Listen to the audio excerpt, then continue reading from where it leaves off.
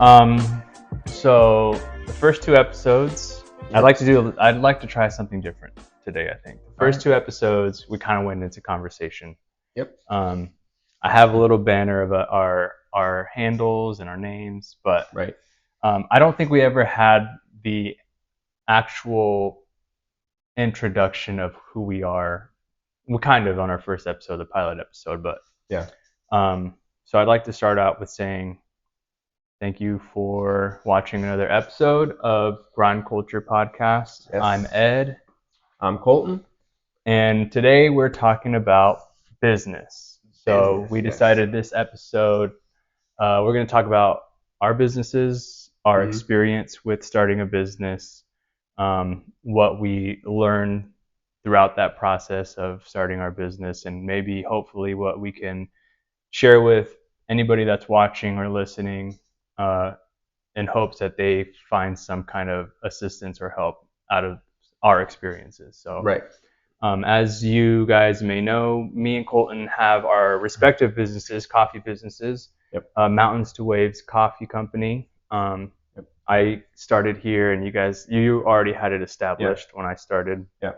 How long has it been since you opened Mountains to Waves? 3 years.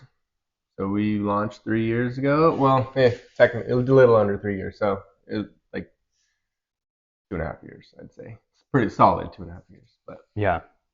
So it's been fun. Yeah. So walk me through, because I know my own experiences. I've obviously just started on my coffee company. You have wisdom and you have experience and you have age in starting a small business. So when you started, what was like the process like? How did you know you wanted to start a coffee company? Did you always know beforehand? And how did you prepare yourself to start a business? I need to go back because, to be blunt, I didn't even think I was gonna ever start a coffee brand. Mm-hmm. You know, I never thought I would be selling coffee. When I first started working here, my goal was to, get my toes into the door of the coffee industry and eventually open up a coffee shop. Mm-hmm. That's where I was leading. Yeah. And even at that point, I still wasn't like sure I still wanted to do that, but I at least wanted to see if I was interested. Because COVID, before coffee, I worked. I was selling personal training at a gym. Oh, right. And COVID, for the second wave of COVID, shut the gym down. And in that transition, coffee, as I explained on the first episode, I believe coffee's always just been something that I love and kind of I lean towards. So when the gym shut down, I was like, okay, I need to find a job, but it's a good opportunity for me to pursue something I kind of love or have interest in. Because yes, I did like working at the gym and helping people get fit and get healthy, but I hated the sales part of it. I won't say what company I worked for, but they pushed you to make sales. Yeah. If you did not make, a certain cap, you're either gone or you really need to push yourself. So, all in all, that's why I got into the coffee industry, is because I wanted to see how it was. But let me take you back even further in business. I guess even as a kid, I can have thoughts of me coming up with inventions and coming up with ways to make money. You're an idea guy. We established that, right? And even as a kid, I remember watching commercials and looking at commercials and thinking man, I have a good idea for these commercials. Oh yeah. I wish I could pitch those ideas to whoever's doing the production on these commercials. So yeah. At a young age, I started doing that. I always had interest in building something, selling something. So be it. So, and I till this day have journals and stuff of ideas. Oh, that's cool. I do, and I have I even have notes in my phone of maybe I'll share them in the future. Yeah. But of things that I wanted to invent or companies that I could build, and we'll see. You never know. But I didn't really know much about business. I knew I had ideas, but I didn't know like the business behind it. I Yeah. just never really had that in my life, I guess, because I don't come from a business related family or any experience with that. Come from a small mountain town that was just, most of the work there was hands on, like hard labor type No, work. yeah, I could see that. It wasn't like down in the city, business related type jobs. Mm-hmm. But I had that interest, so I went to college after high school, and just took business administration classes and just kind of learned a little bit about business. But even that, like,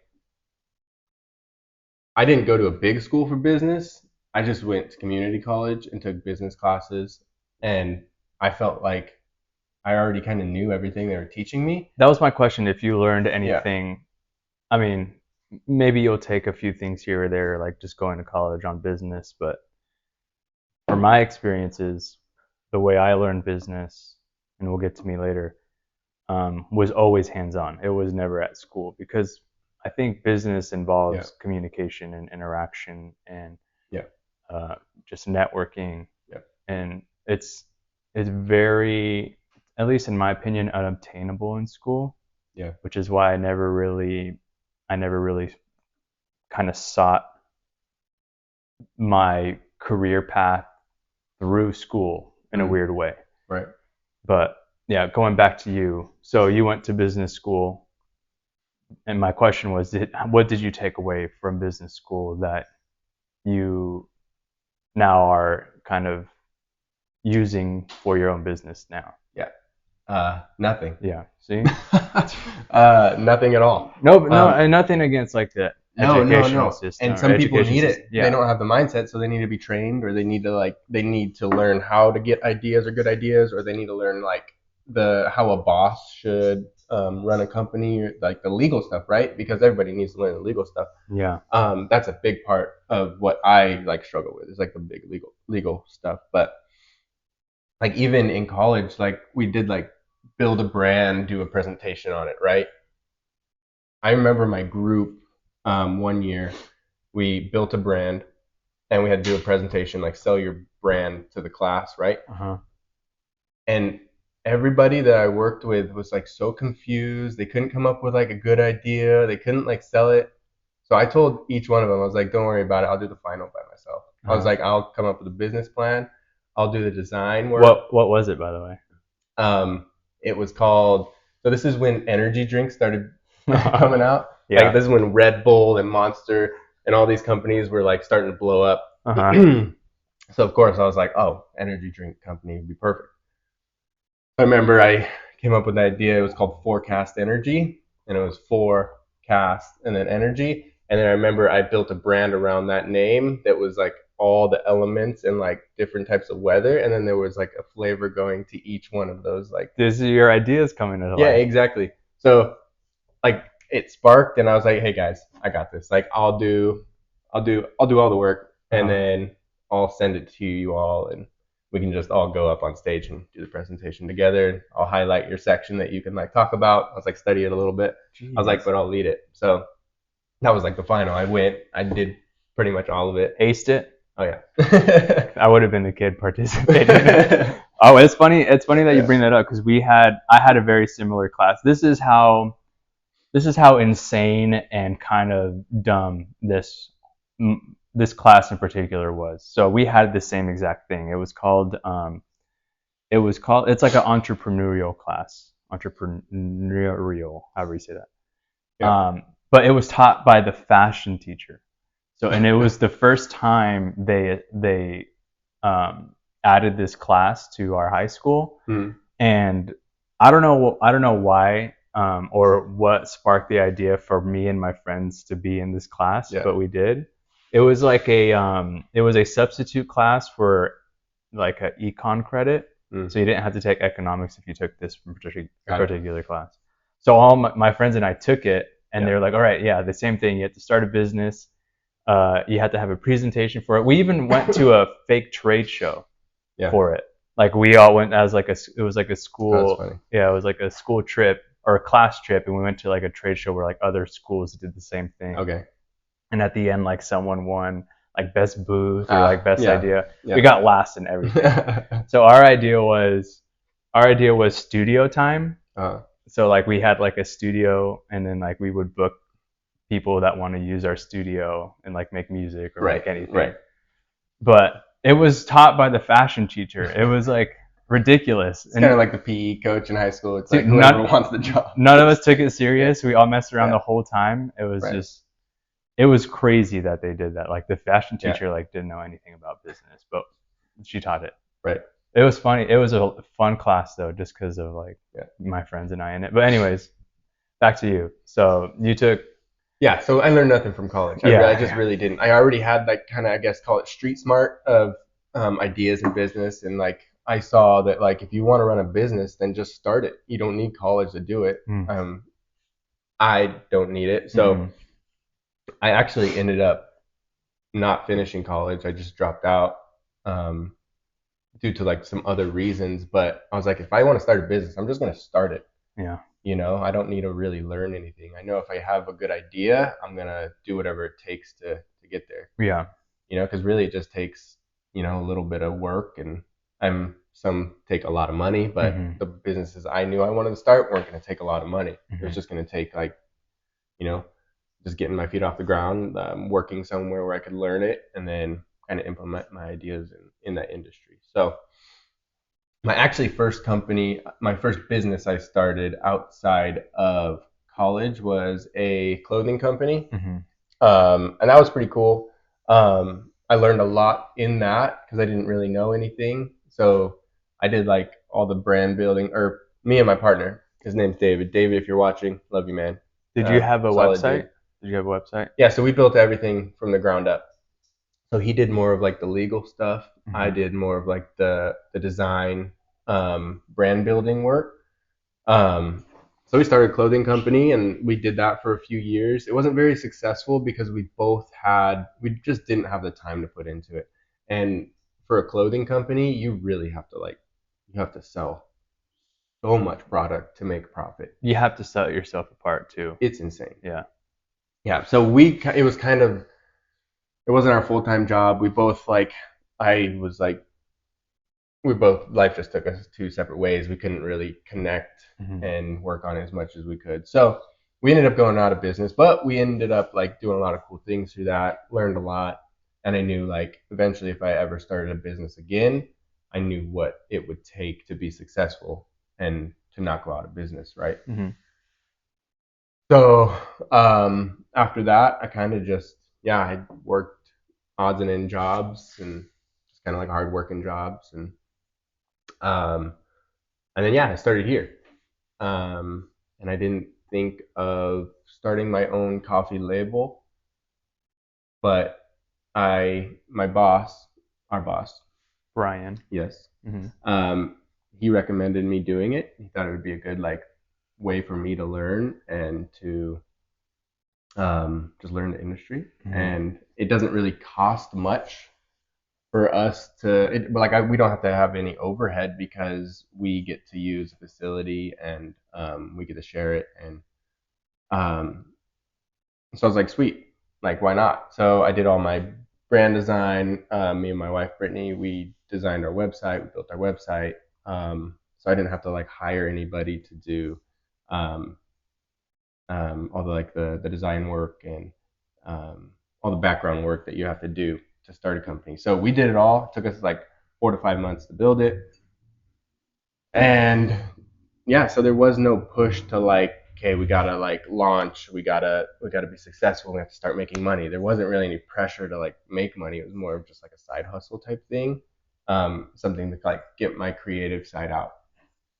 So I guess I can go into Mountains to Waves. Yeah. So what it is? Yeah. What inspired the name Mountains to Waves? Unless you first want to talk about like your business side of things before we get into our brands. Yeah, let's do that. So I don't have that much of a different experience than you, other than like one big factor, which I think helped me tremendously with business, and just what is business, how hard is it, what work do you have to put in. Yeah. So out of high school, I never really started I was never really an idea guy like you. In fact, I was always trying to put in the work to execute those ideas. Most of my friends had the ideas, and Right. most of my friends are like the hustlers. And like I could go back to even like my friend Daniel and Matt, I think.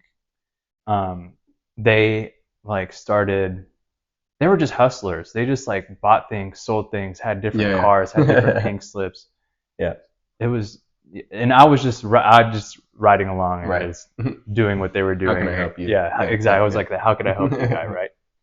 And so I never really thought about like starting a business or having a business. And my family, I'm first generation citizen, so my family's just worked their tails off. So all I knew was work, really. Right. All I knew was putting in work. But after high school, I met Lindsay during college, and she was working at Starbucks, and I guess that's when like I first had the affinity for coffee itself. But business wise, I never really thought of starting a coffee. Maybe me and my sister-in-law joked around about having like a coffee shop one day, just Yeah. because we like to go into coffee shops. But Yeah. joking around like, oh yeah, we'll have a coffee shop one day. Never really thought it would actually like happen. Right. Maybe now I kind of do in a way, but Yeah. anyways, my business journey only started when after I met Lindsay, I got this job for a small company that seemed huge to me because this company sold like engineering applications to other companies that were working with like Ford and Boeing and like big time fitness equipment people, big time aerospace people. So I was lucky enough for 12 years to work in a small business that I was surrounded by a lot of people that hustled and knew business because they started the business. They made it thrive. And I don't know if they're still open today, but my ex CFO, my ex CEO, Mike and Jeff, who I respect a lot, and they gave me a good opportunity. They allowed me to support my family for a very long time. They showed me a lot of what business is and like how to communicate and how to network and how to like introduce yourself, and this is how you sell something, this is how you sell an idea, this is how you execute a project. Right. So I was lucky enough to learn business through them for 12 years. And again, I was just going for the ride. I didn't see myself moving up, but they kept moving me up because they saw my work ethic. Yeah. Right. Yeah, because that's what you knew and that's what you're good at. Yeah. And so, and I like to do things. I like to do things the right way. And they saw that. So yeah, they kept moving me up, and I got to learn a little bit of engineering, a little bit of sales, a little bit of managing, a little bit of even like finances. I learned all that stuff too. And so that was kind of like a school in itself because I got an associate's degree during all that. Right. But that time was so much more valuable for me than school was. Yeah. That's why I've noticed a lot of people, like even no matter how much education you have, you just start your job and everything changes. And you just learn. Yeah. It's good to have knowledge, like especially, I don't know, like you can't just like walk into a hospital and be a doctor, right? But it's like the fields that we work in, the hardworking, like those types of jobs. It's like kind of just like construction, like you just got to start. Yeah. Start moving wood first, and then eventually, if you stay and you have a good like work ethic, then you're able to build that house one day because you just learn hands on. And I'm sure that's where that 12 years at that company for you just, that's what you're saying, you started learning, like it just was making you like a well-rounded worker, and you were learning business without even knowing. Yeah, it was kind of, I was oblivious to the fact that I was learning so much until like the very end of it. I was like, oh wow, I could go into, and I was going to Mexico, talking because I'm fluent in Spanish. I was going to Mexico because that's what they really originally hired me for, was we need a Spanish speaker in the business. Right. They happened to know a guy that worked there through my sister's friend, and so that's how I got hired there. But they're like, yeah, we need someone to translate some stuff. And then I kept moving up, and eventually they gave me a sales territory in Mexico. And so I was traveling there all the time, talking, like putting myself out there, talking to people, looking at machines and like say, hey, you need this. No, I could help you this way. Right. And like Mm-hmm. it just helped me so much with my communication skills and my sales skills and Mm-hmm. just like my logistics skills. Yeah. So yeah, hands-on is the biggest advantage you could have, I think, when it comes to business or when it comes to any type of work. Yeah, for sure. I would always look at somebody with skill and time and whatever kind of practice that you're doing opposed to school. And that's just me personally. Mm-hmm. I think school is also hard work. Lindsay, my wife, was complete opposite. She studied her butt off, and she's very good in academics. She got her master's degree, but at the same time, I see Lindsay putting in all this work and kind of nothing to show for it because it's so hard to get a job out there right now, especially even with the master's degree. Mm-hmm. Sidebar, anyways, that's kind of like my background with business. And when I started working here, they closed the place down. The engineering job that I was working at, they closed the place down. I was looking for work. Yeah. I grew a small affinity for coffee. I saw you guys were hiring. I moved to Temecula, bought a house out here with Lindsay. And I think I count my blessings so much that I was able to find this job. Yeah. Because not only have you been a good manager, Brian has been really good to me. I don't stress coming here. I don't leave stressed. Like it's the perfect job. It is, like, honestly. It is like, it's almost too good. Yeah. It's like, yeah, it is work, and you still have to wake up and work, but like it is so good, and we have it so good. Yeah, the amount of stress that just left my shoulders and my head and just like my body when eventually they let me go of the previous job. Yeah.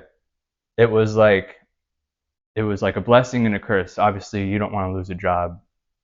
You don't want to lose that income, but the stress level was so unhealthy for me with that job. As soon as like I came to the realization that I don't have to do this anymore. Yeah. I was like, oh wow, like I'm very lucky that there was some way or another that I was able to leave that situation and come into this situation. Yeah, and that was me too. Yeah.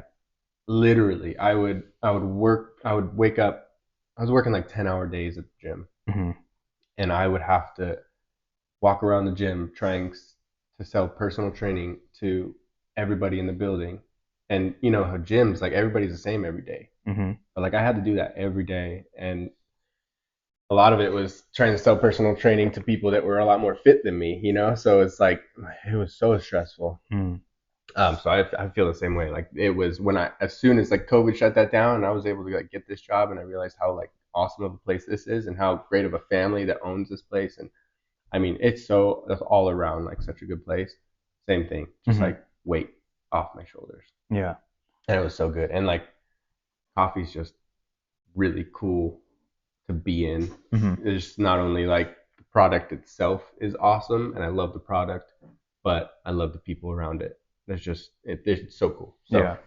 I'm so grateful for sure. Yeah, I'm so happy to be here, honestly. And like I said, I think this is why it was so easy for us to start a podcast, because we know how lucky we are to work here. Yeah. And you and I, again, are very similar in a way where like we've had that similar experiences. Me and you are one of the oldest ones that work here, so we kind of have that experience together of like what it is to like work your way up to be able to start a business.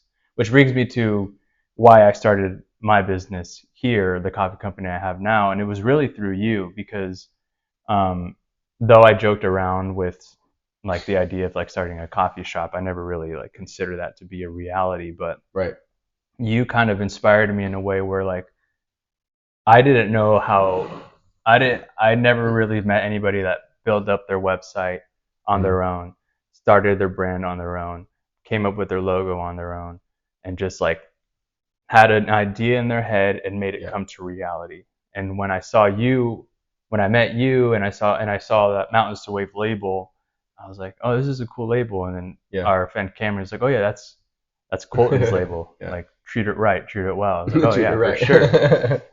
Yeah, I Yeah. was like, oh yeah, don't worry about that. Yeah, yeah. And I was like, dang, that's cool. Yeah. That's so cool that like you were able to do that. So that kind of inspired me. A year later, I was able to start my own coffee company. But that's kind of my experiences with business at an early age or early stage of my life. But I wanted to ask you, I'll go back to you, what your brand, Mountains to Wave Coffee Company, what kind of sparked your brand and like your idea of your coffee company? What's your inspiration? Yeah, just like what is Mountains to Waves? Why did I name it that? Yeah. What's the design for? All that good stuff. Um, so me and my wife, we've always had this thing, and I could probably go in a lot more depth of my brand on another episode because it would probably fill like a whole 30 minutes by itself. Mm-hmm. But me and my wife, I'm originally from Big Bear, California, or I shouldn't say Big Bear for all the people listening that are from. I'm from a small town called Arrow Bear. It's like a half an hour before Big Bear. It's like a combo city of Big Bear and Right. what other city? Lake Arrowhead, so it's like sits in between. So it's just a small mountain town. Yeah. Right. So I'm from the mountain. Let's just say I'm from the mountains. Mm-hmm. And then she just kind of she loves the beach. Like she's a beach girl. So we've always had this thing, especially since we were dating, we got married, all this stuff. We've had this thing that's kind of mountains to waves. Mm-hmm. And like that's where kind of like life is because we're in Temecula and that just sits in between the beach and the mountains. Yeah. So it's kind of just always tied into like our relationship and our love for each other. It's just like kind of like mountains to waves. That's where our love is, and it's just kind of been the theme, I guess. Mm-hmm. So when I wanted to start a coffee label, I was like, okay, like what am I gonna call it? And it was like automatic, I'm like, oh, Mountains to Waves Coffee Company. Yeah. That would be freaking awesome. Mm-hmm. And then I automatically got like the logo of it, and it was just like and for anybody that has seen my logo, it's just like a V60 pour over.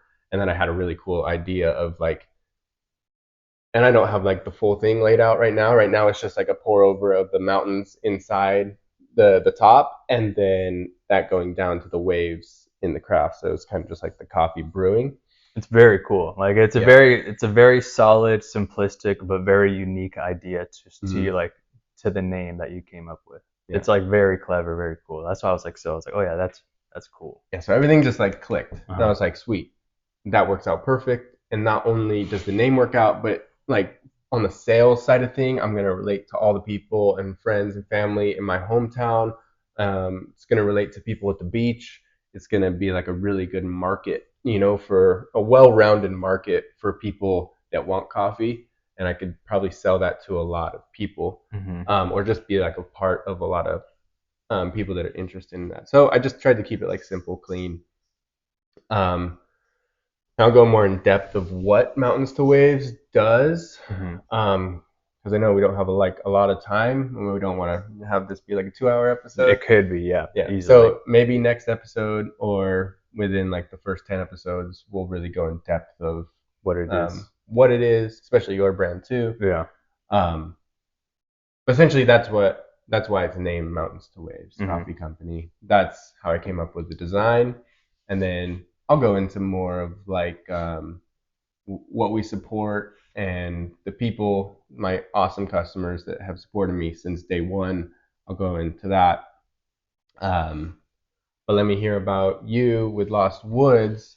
I know you just said a little bit of why you started it, but tell me a little bit about how you came up with the idea. It means a lot to me, and I'm so glad like my wife, because it's kind of really my name, but my wife, it's my wife and I's company, first and foremost, not just me. Yeah. I want my wife to be included in it because she loves coffee as much as I do. Yeah. I just take things to like the next level compared to her, right? I'm a person that like just loves to build his craft in anything he does. But going back to after I got let go, it allowed me to kind of let my kid out, because for so long, like throughout my 20s, I was working, I was like doing adult things, I was traveling, like I felt grown up. Yeah. And I don't want to say that like I felt like I lost a lot of my youth, but I lost I wasn't able to let out a lot of my creativity. I was only able to like view creatively through a lens, through other people doing things. Like, so I started a YouTube channel, Eddie the Apache, as like a gaming channel, to let out some of my creativity, to let out some of my skill of like what I can do, like on the internet, on this like big vast thing that everybody uses. It's like, oh yeah, I kind of want to try my hand at like doing something as a hobby, because I haven't had the opportunity to do that in so long. So I was like, you know what, I enjoy the laughter and the community that like YouTubers bring, like, especially like day and age like this. It's like those are like almost the new celebrities, it seems like. So for sure. Not that I wanted to be a celebrity or anything, I just wanted to try my hand in it. And so I started that YouTube channel, and I was like, oh yeah, I really like this. I could see myself. I want to let loose creatively more. And that's a good platform. You could be yourself. Yeah, definitely. Like, if you're not, it's a good way to kind of like let your personality go. Yeah. Because you're not doing it in front of an audience. You kind of are, but you kind of aren't. And you learned a lot about yourself. You learned a lot about like who you are as a person, who you're trying to hide, and who you want, like who you should let go of, like who you should show yourself to, and how you should do it. Right. So I just found like this burst of creativeness after I got let go from that job, and that transferred into my love for like video games from when I was a kid to what Lost Woods means to me now. And Lost Woods it's a name that comes from a portion of the Legend of Zelda series. I don't know if you're familiar with Legend of Zelda. It's a Nintendo video game, and the creator kind of based his childhood around this video game, and he is a big ball of creativity. Right. That's how you can't, like, I don't know how anybody would be able to come up with like this kind of story, or these kind of like this lore, like this fantasy like world, without having some kind of like background in like crazy imagination. So, or drugs involved.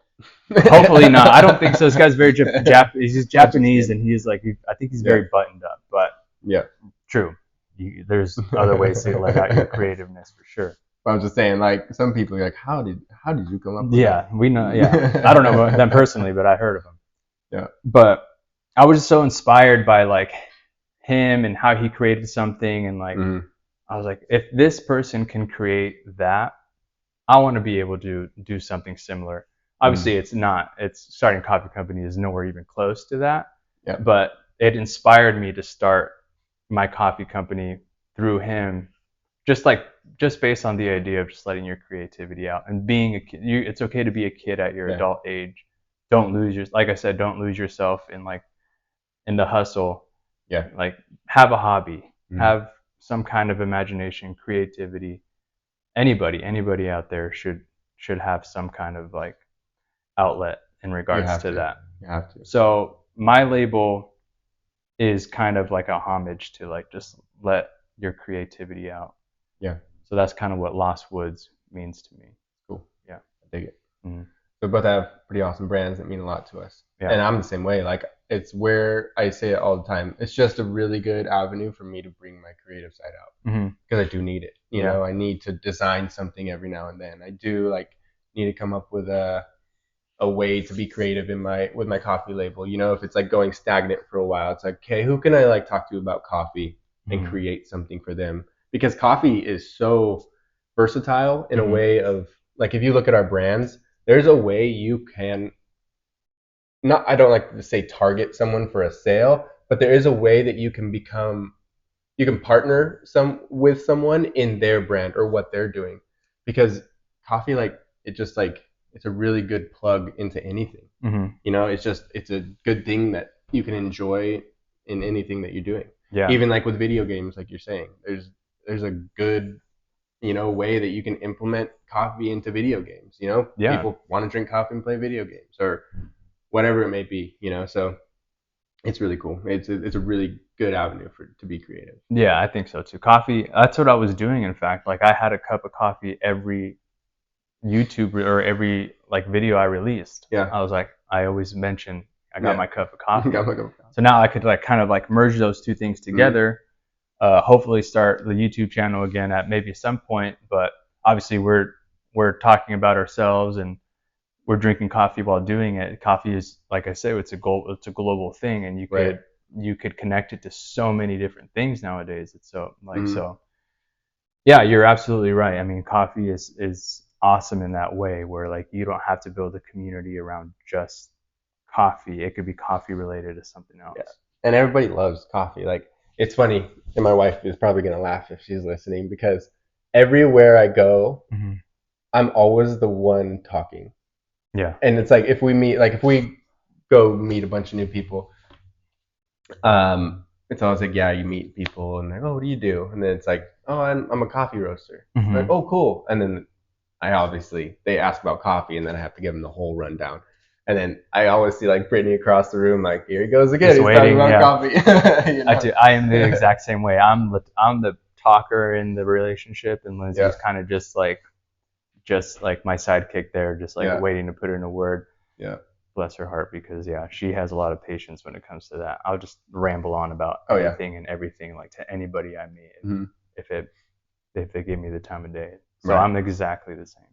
That's awesome. But yeah, I mean, that's what I guess that's a little insight into what our business background is.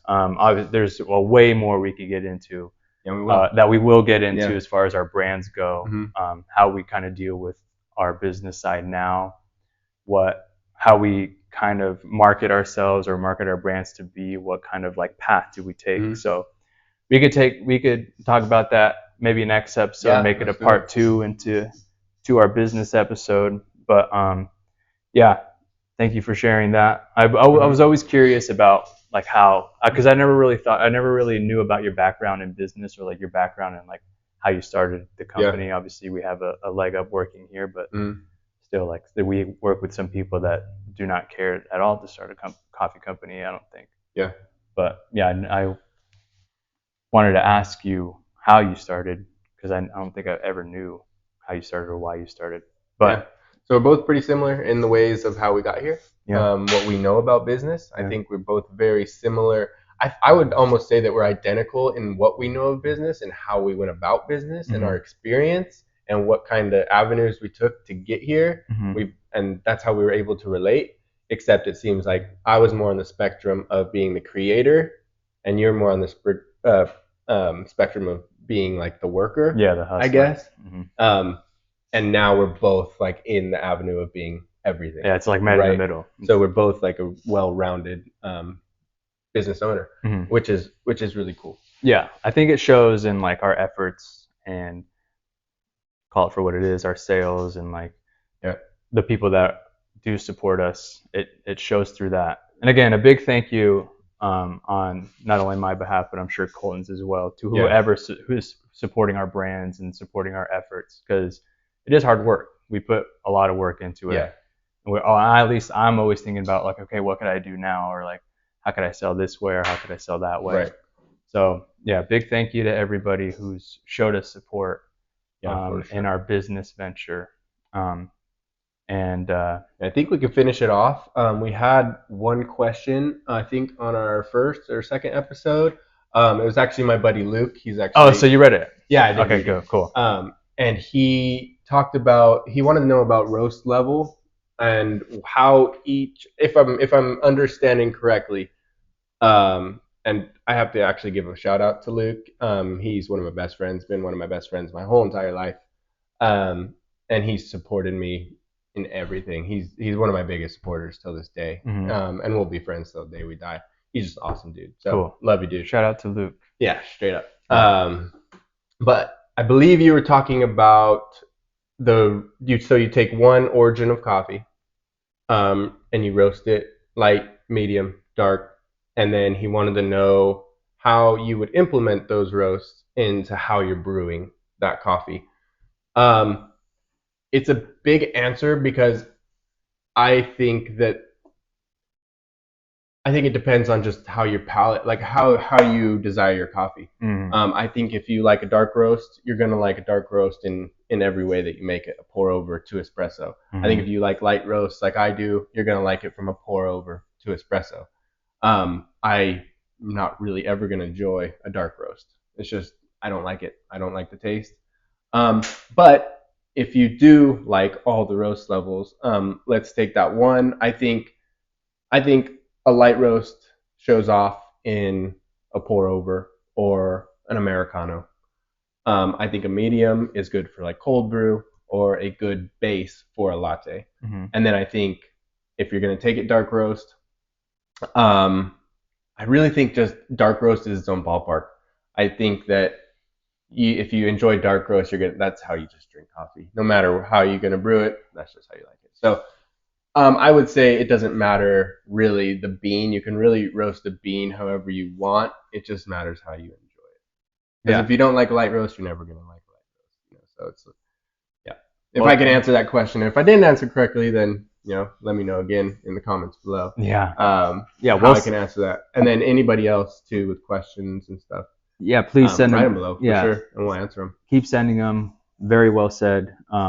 Again, thank you, Luke, for asking the questions. Yeah, and do you have any thoughts on that, or no? Not really. I mean, you kind of hit the nail on the head. I know dark roast drinkers, and they seem not to be mean or anything, but they seem a lot older in demographic, just based off experiences. Like I've had jobs where I worked with a lot of people older than me. Yeah. And they all like dark roast coffee. They just like the grittiness and the body of just a dark roast coffee. Right. So, I guess it's just preference. Yeah, for sure. But yeah, there's ways to enjoy it, and some work better in different methods of roasting than others. So yeah, I think you hit the nail on the head. Right on. Well, that's business. That's business. That's sure. Part one of business for sure. Yep. Next time we'll talk about more of our brands, and we'll touch base on that for sure. Yeah. So again, thank you for everybody that tuned in. Yep. Until next time. Peace.